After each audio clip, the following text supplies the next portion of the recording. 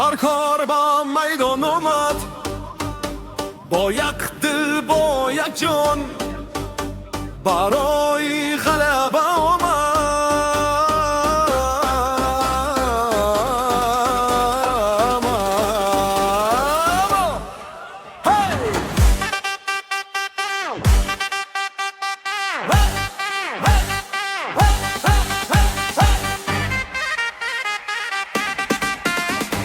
الکسی ماتروسوف دروازه محافظ، دلر عزیزان دلری میدان است، اکوای بورتی دواری مستحکم، شهرم نظراب برای دست همدم.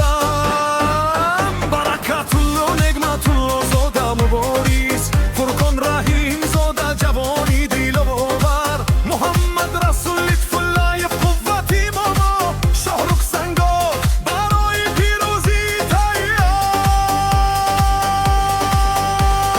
حاصلاتی فرخور با پیش قرار نیما، یک دست تا یک دل یک آرمان، فرخور ظاهر میدان. حاصلاتی فرخور حرقه برای ما، بانم می فرخور با افتخار، بیارد باز یک پیروزی بکار.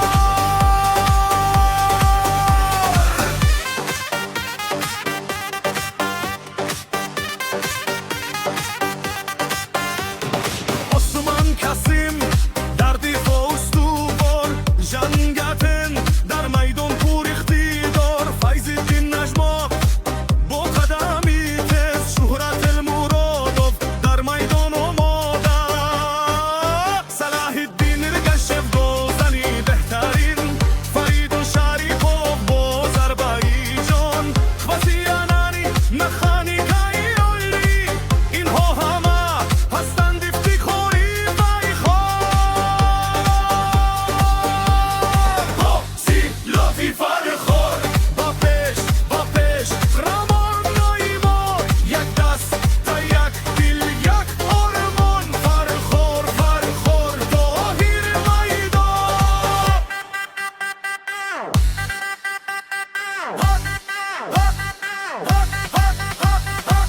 نظرالله شورعلی زاده همیشه در میدان، شرفشون سولاب جوانی گازن، جوزف حق آمدی حمله پرقوت، پاتریک رودولف برای گل آماده، شریف‌الدین بابایف گل زنیما، احسان قربانov جوانی پر احساس، اسلام زایرov با دل پر از نور، حاصلاتی فرخور با پیش.